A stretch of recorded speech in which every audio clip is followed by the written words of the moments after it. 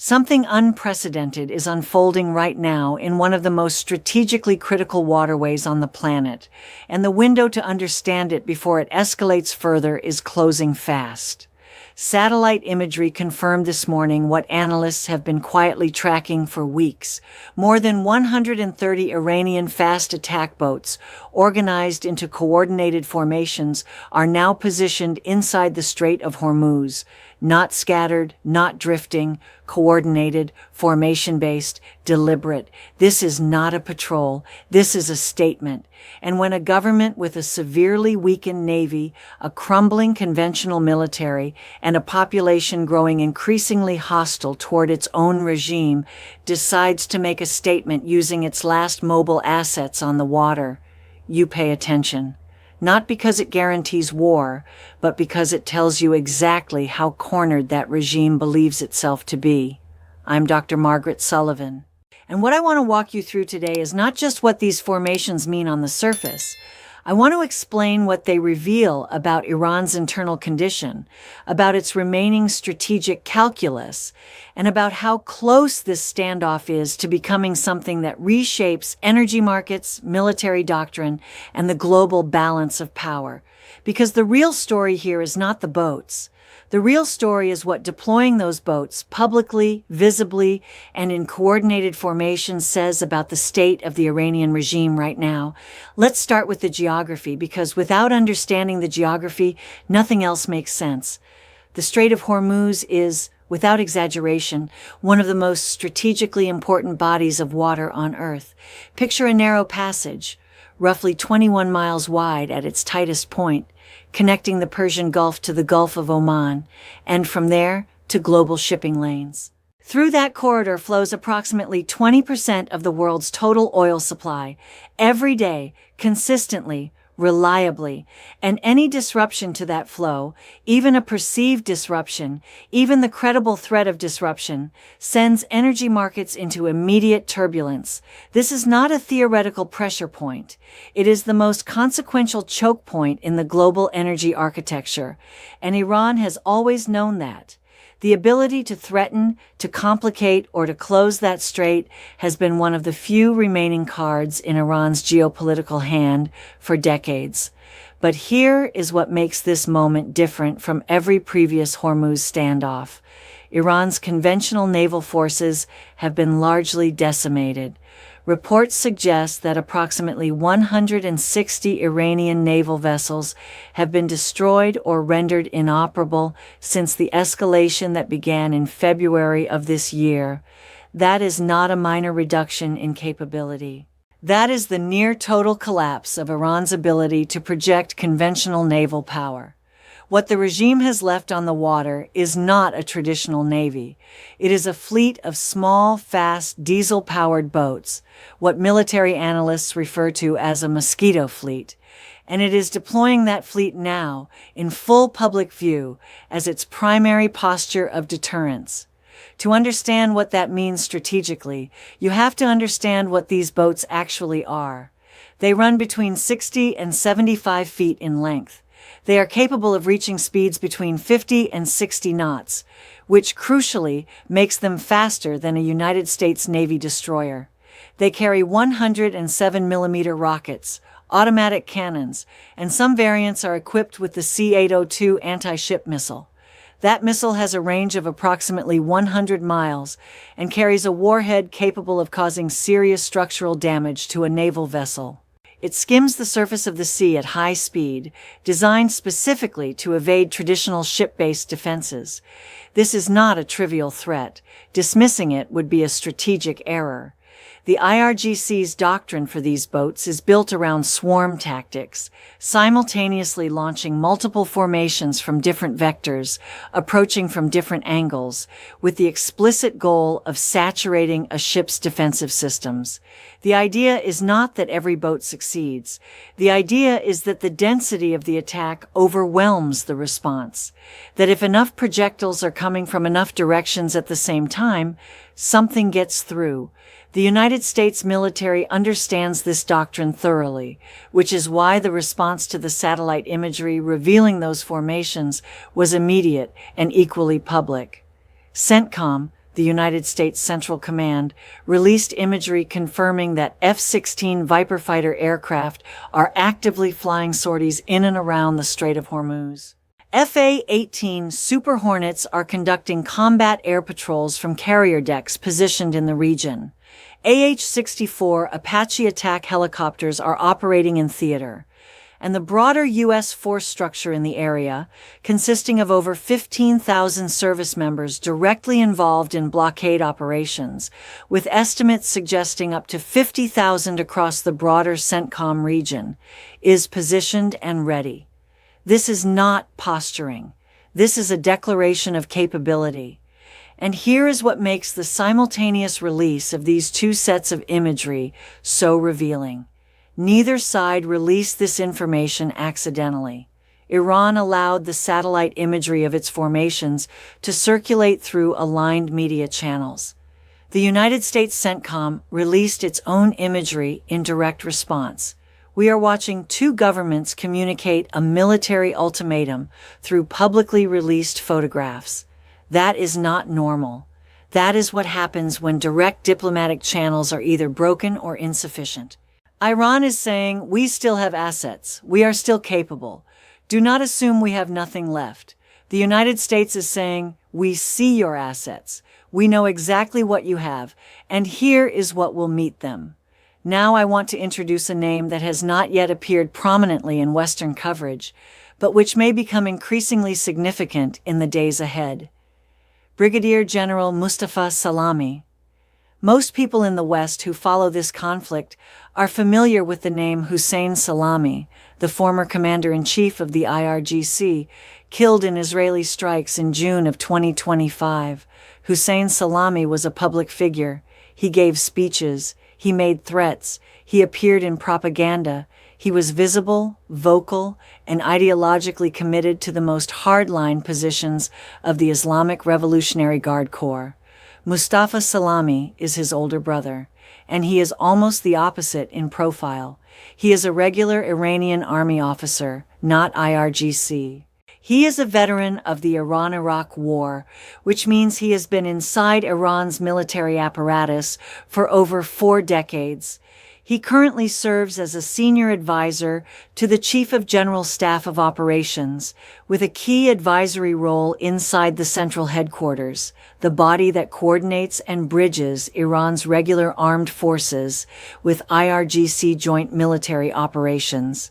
What is strategically significant about Mustafa Salami is not his rank or his title. It is his profile. He makes almost no public appearances. He has no high-visibility propaganda role. He does not appear on state television delivering the kind of defiant speeches that characterized his brother's public persona. He operates quietly, internally, with deep connections to both the regular military and the IRGC coordination structure. That is the profile of someone doing serious operational planning behind the scenes. And the question that needs to be asked is this: was Mustafa Salami involved in the decision to deploy those 130-plus fast attack boats into coordinated formations in the Strait of Hormuz? Because whoever made that decision understood its significance. This was not a spontaneous tactical movement. This was a deliberate, timed, public signal. The boats formed under the cover of darkness near the islands and coastal zones of the strait, and when satellite imagery captured them in formation, that imagery was allowed to circulate. Someone planned this, someone authorized it, and someone decided it should be visible. The operational logic behind the deployment becomes clearer when you understand the broader context of what Iran has been threatening in response to what President Trump publicly described as Project Freedom Plus. Project Freedom was the operation launched in early May to guide neutral commercial shipping through the Strait of Hormuz. It was paused after 48 hours following a request from Pakistan as peace negotiations continued. But the terms President Trump put forward were explicit. If the situation does not resolve, the United States may return to Project Freedom, and when it does, it will be Project Freedom Plus. The phrase plus was not elaborated publicly, but the strategic implications are not difficult to read. Project Freedom Plus, in all likelihood, means not just escorting commercial shipping. It means actively neutralizing the threat architecture that Iran has assembled along the strait. That means the fast attack boat formations. That means the coastal missile sites. That means the command and control infrastructure coordinating IRGC naval operations. Iran's response to that threat, the public deployment of 130 fast attack boats in coordinated formations, is essentially a counter-declaration. It is saying, here's what you would face, here's the cost you would pay. We may not have a conventional navy anymore, but we can still make the Strait of Hormuz extremely dangerous. The question is whether that deterrent threat is credible enough to change American calculations. From a purely military standpoint, the answer is complicated. The United States force architecture and theater is substantial. The A-10 Warthog, with its 30mm Gatling cannon, is specifically suited to engaging small, fast surface targets. A single burst from that platform through the fiberglass hull of a fast attack boat eliminates the threat entirely. The AH-64 Apache helicopter has already proven its effectiveness in this environment. It was involved in the destruction of 6 Iranian fast attack boats that threatened commercial shipping in the opening phase of Project Freedom. The F-15E, the F-35, and the EA-18G Growler, which is designed specifically to suppress and destroy enemy air defenses and electronic systems, are all in theater and ready to operate. The tactical doctrine for engaging a swarm of small boats is well established. Fighter aircraft divide the operational area into sectors and systematically engage threats within their assigned zones. Intelligence, surveillance, and reconnaissance assets, including the E-2D Hawkeye airborne early warning aircraft, RQ-4 Global Hawk drones, and potentially other ISR platforms, feed targeting data continuously to the fighters. The Aegis combat system on U.S. destroyers provides an additional layer of integrated air and missile defense. The 5-inch gun mounted on U.S. destroyers, which proved effective in the early stages of this operation, can engage small surface targets at range with precision. Add to that the Phalanx close-in weapon system, the Sea-Whiz, and the layered defense architecture of a carrier strike group, and you begin to understand why the United States military is not expressing alarm at the appearance of those 130 fast attack boats. It is expressing readiness. But here is the strategic reality that the military picture alone does not capture. A conflict in the Strait of Hormuz is not just a military event. It is a global economic event.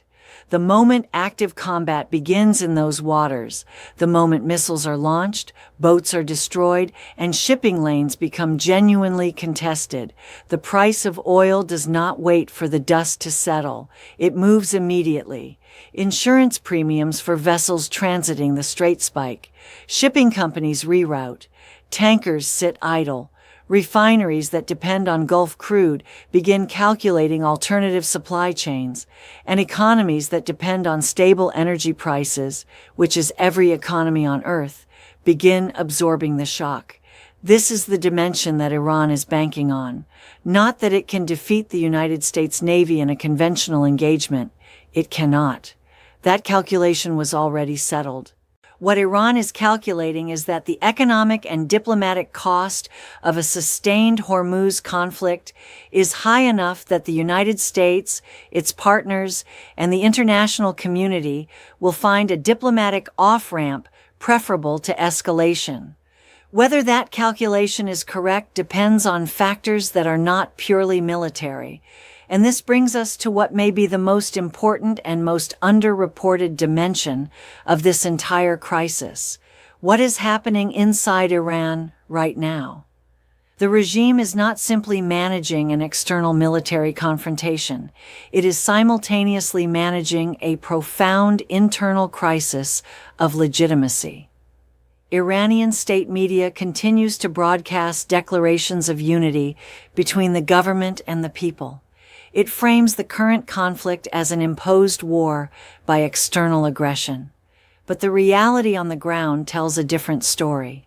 Iran's internet has been blacked out for more than 2 months, the longest internet blackout in the country's recorded history. For millions of Iranians who depend on connectivity for their economic survival, for their businesses, for their communication with the outside world, this is not an abstract inconvenience. It is devastation. People who cannot communicate cannot work. People who cannot access information cannot understand the full scope of what is happening to their country. Reports indicate that the IRGC is actively targeting individuals who possess Starlink terminals, the satellite-based internet connectivity devices that bypass traditional infrastructure. The moment a Starlink unit is activated, it becomes a detectable signal. And in Iran today, that signal can make someone a target. At the same time, a parallel tier of internet access exists for regime-aligned individuals and institutions. Privileged access through a system called Internet Pro is reportedly available to those with the right connections, meaning the hardliners, the IRGC loyalists, the apparatus of the regime itself. While ordinary Iranians are cut off, the machinery of repression remains connected. This two-tier internet architecture is not a technical accident. It is a deliberate instrument of control.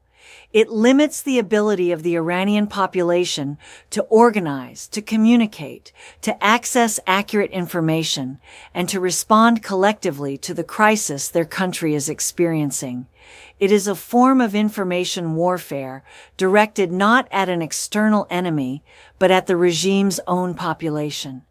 The fractures within Iran's leadership structure make this even more significant.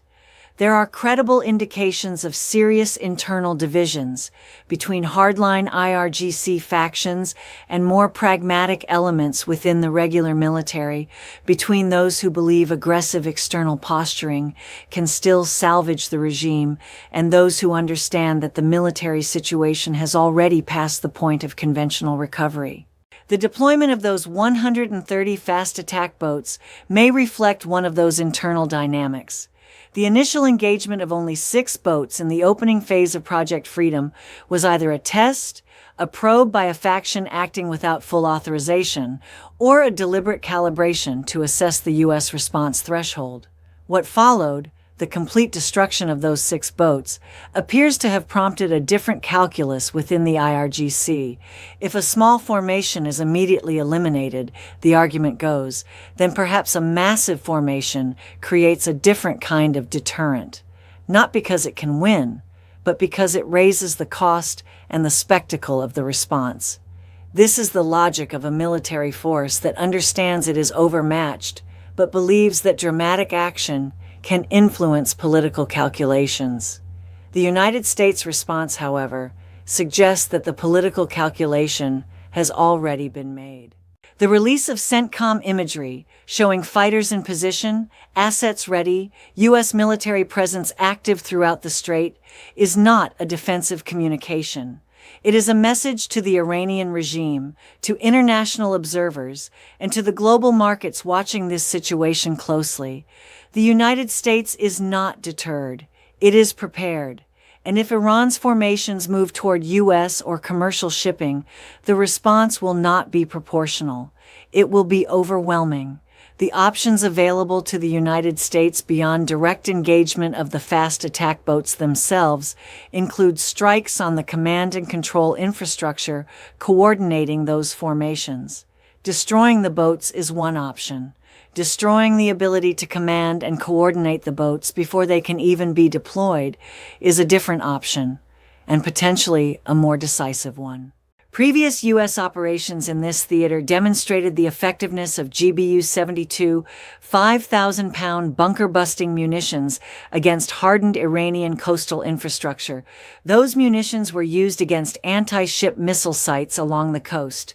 The question now being asked in strategic circles is whether that same capability would be applied to the naval command structure coordinating the fast attack boat swarms. That question does not have a public answer, but the fact that it is being asked, and that Iran knows it is being asked, is itself a form of strategic pressure. There is also the intelligence dimension, which operates largely outside of public view.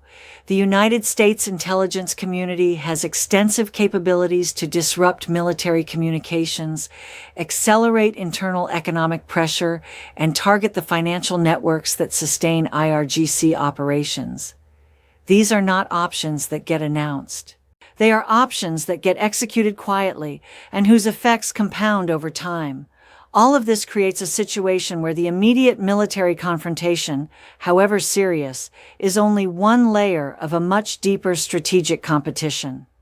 What is unfolding in the Strait of Hormuz right now is not simply a standoff between Iranian fast attack boats and United States Navy assets. It is the visible surface of a conflict that encompasses Iran's internal political crisis, the final effort of a regime to use its remaining military leverage as a bargaining chip, the United States' determination to demonstrate that no military threat in that waterway will go unanswered, and the global economic community's anxiety about what any sustained disruption of 20% of the world's oil supply would mean. The decisions made in the next 72 hours, in Washington, in Tehran, in whatever back-channel communications are taking place between the parties, will determine whether this situation moves toward a negotiated de-escalation, or whether it tips into an engagement that triggers consequences none of the parties involved, and very few outside observers, have fully modeled. Here is what I want you to understand clearly. The 130 fast attack boats in the Strait of Hormuz are not a sign of Iranian strength. They are a sign of Iranian desperation. A government that still had a conventional navy would not need to deploy a mosquito fleet in coordinated formations as its primary statement of deterrence. A government that maintained genuine popular legitimacy would not need to black out its own population's internet for 2 months and target citizens for possessing satellite connectivity devices.